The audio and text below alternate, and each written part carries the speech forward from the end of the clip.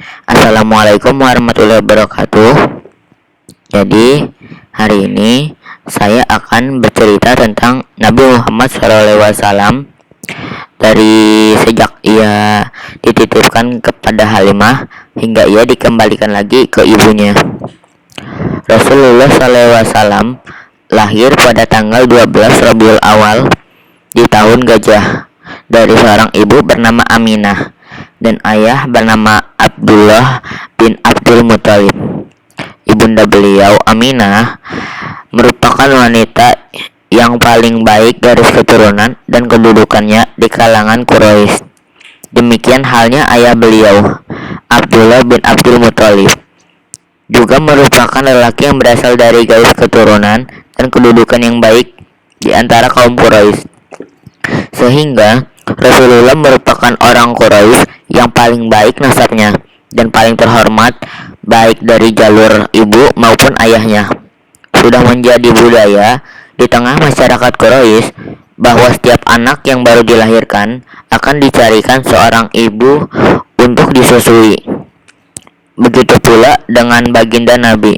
Setelah kelahirannya, beliau disusui oleh seorang wanita Bani Sa'ad bin Bakar yang bernama Halimah binti Abu Ju'aib atau yang lebih dikenal sebagai Halimah As-Sadiyah. Diceritakan oleh ibunda yang menyusui Rasulullah, Halimah As-Sadiyah, bahwa ia pernah pergi bersama suaminya dan para wanita dari Bani Sa'ad bin Bakar keluar dari negerinya mencari anak-anak untuk disusui. Halimah bercerita bahwa tahun itu adalah tahun kering dan tidak menyisakan apapun dari makanan mereka. Mereka pergi dengan mengendarai keledai dan seekor unta tua yang tidak lagi menghasilkan susu setetes pun. Pada saat perjalanan, ia menceritakan bahwa mereka tidak bisa tidur karena tangisan anak-anak yang ingin bersama mereka. Mereka menangis karena lapar, sementara susu miliknya tidak bisa mengenyangkan. Demikian pula dengan unta tua mereka yang tak lagi menghasilkan susu. Perjalanan mereka membutuhkan waktu yang lama, sehingga keadaan tersebut cukup menyiksa mereka. Ditambah dengan rasa lapar dan lelah karena tidak memiliki bekal yang cukup dan sedikitnya istirahat. Sesampainya di Mekah, dia mengisahkan bahwa para wanita yang bersamanya telah ditawari untuk menyusui baginda Nabi. Namun, mereka menolaknya. Hal tersebut karena mereka mengetahui bahwa Nabi adalah seorang anak yatim. Padahal, setiap dari mereka mengharapkan imbalan yang banyak dari para ayah yang anaknya disusui. Setelah para wanita itu mendapatkan anak-anak untuk disusui, mereka bersepakat untuk kembali ke negeri mereka. Maka, Halimah memutuskan untuk mengambil baginda Nabi karena ia tidak dapat menemukan anak lain untuk disusui. Setelah mengambil baginda Nabi, ia pun kembali ke tempat peristirahatannya dan merebahkannya di pangkuan. Kemudian, dia menyusui baginda Nabi hingga kenyang. Demikian pula dengan saudara susuannya. Setelah menyusu, keduanya tertidur. Satu hal yang tidak bisa mereka nikmati selama perjalanan. Sementara itu, Halimah pergi pada unta tua miliknya dan keberkahan pun terjadi. Air susu unta tua itu penuh. Mereka pun memerah dan meminumnya hingga puas. Keberkahan kembali terjadi pada keledai tunggangan mereka, di mana tak ada satupun dari tunggangan milik rombongannya yang mampu mengejar keledai miliknya. Keledai miliknya menjadi sangat berbeda setelah membawa serta baginda Nabi dengan keledai-keledai lainnya. Mereka pun tiba di negerinya lebih cepat dari rombongan lainnya. Sebagaimana mereka pergi meninggalkan negeri dalam keadaan yang kering dan tandus. Namun, setelah mereka kembali dengan membawa baginda Nabi, kambing milik mereka mendatangi dalam keadaan sudah kenyang dan penuh dengan susu. Tetapi, saat yang bersamaan, kambing milik orang-orang lain tidak dapat memerah susu setetes pun. Di hari yang senja, di mana kambing orang-orang yang selalu kembali dalam keadaan lapar dan tidak bisa mengeluarkan susu setetes pun. Sementara di saat yang bersamaan, kambing milik mereka selalu pulang dalam keadaan yang kenyang dan air susu yang melimpah. Demikianlah keluarga mereka terus mendapatkan kucuran berkah dan nikmat dari Allah Subhanahu wa taala sehingga berlangsung 2 tahun sampai mereka menyapih dan selesai menyusui baginda Nabi. 2 tahun kemudian, Halimah membawa Muhammad kecil mengunjungi ibunya. Halimah memohon agar Muhammad diizinkan tinggal kembali bersama Bani Sa'ad. Aminah pun menyetujuinya. Selama 4 tahun, Muhammad bersama mereka kembali. Dusun itu bertambah keberkahan. Domba-domba yang dipelihara Halimah menjadi gemuk dan banyak memberikan air susu, walaupun rumput di daerah mereka tetap gersang. Karena itulah, warga menyuruh anak-anak mengembalakan domba-domba mereka di dekat domba milik Halimah. Harapannya agar domba milik mereka bisa berubah gemuk dan mengeluarkan banyak susu. Selain itu, saat mengambil Muhammad sebagai anak susuan, susu Halimah bertambah banyak.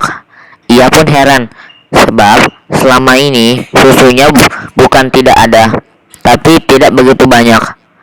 Namun, semenjak mengasuh anak Fatimah, air susunya berlimpah.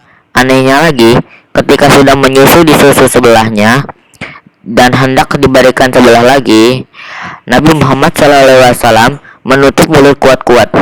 Halimah faham dengan Muhammad menginginkan susu yang sebelah adalah untuk saudara sesusuannya, Tamrah. Sejak kecil, Allah Subhanahu wa taala telah memang sudah memasukkan jiwa keadilan pada Nabi Muhammad SAW. Dia tidak ingin mengambil bagian yang bukan untuknya. Nabi Muhammad SAW pun tak pernah menangis. Tidak seperti anak kecil lainnya yang pasti menangis. Nabi Muhammad SAW baru dikembalikan ke Makkah setelah terjadi peristiwa pembelahan dada. Jadi, suatu hari, 2 malaikat datang menghampirinya dengan membawa bejana emas berisi es. Mereka membelah dada Nabi Muhammad SAW dan mengeluarkan hatinya. Hati itu dibedah dan dikeluarkanlah gumpalan darah yang berwarna hitam. Kemudian dicuci dengan es. Setelah itu dikembalikan seperti semula. Mendengar itu, Halimah khawatir dengan keselamatan Nabi Muhammad SAW.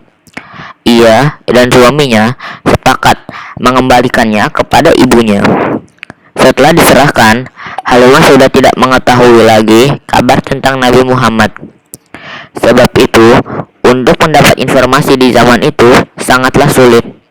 Baru ketika usianya Nabi Muhammad SAW di 40 tahun, terdengarlah berita oleh Halimah. Rupanya, anak susuannya menjadi Rasul Allah. Namun, ia kesulitan menemui Rasulullah Shallallahu Alaihi Wasallam. Halimah memeluk Islam dari orang lain, bukan dari Rasulullah Shallallahu Alaihi Wasallam. Sehingga suatu harinya, akhirnya Halimah dapat berjumpa kembali dengan Rasulullah Shallallahu Alaihi Wasallam. Halimah pun merasakan kebahagiaan yang luar biasa. Selepas itu, Halimah meninggal dunia. Itulah terakhir kalinya ia berjumpa dengan Rasulullah SAW, putra susuannya itu. Baiklah, dalam cerita ini saya telah sedikit menceritakan tentang Nabi Muhammad lahir hingga ia bertemu terakhir kalinya dengan Halimah yang merupakan ibu susuannya. Kesimpulannya, jika kita mendengarkannya lagi, Nabi Muhammad di sini sudah diberikan sikap yang baik hati dan juga tulus dari kecil, sehingga dia tidak pernah mengambil sesuatu yang bukan haknya. Di sini juga diceritakan bahwa saat Nabi Muhammad kecil, ada 2 malaikat yang telah membelah dadanya lalu dibersihkan dengan es, sehingga sifat buruk yang ada di hatinya telah keluar. dalam bentuk gumpalan darah berwarna hitam. Oke, sekian dari saya. Wabillahi taufiq wal hidayah. Wassalamualaikum warahmatullahi wabarakatuh.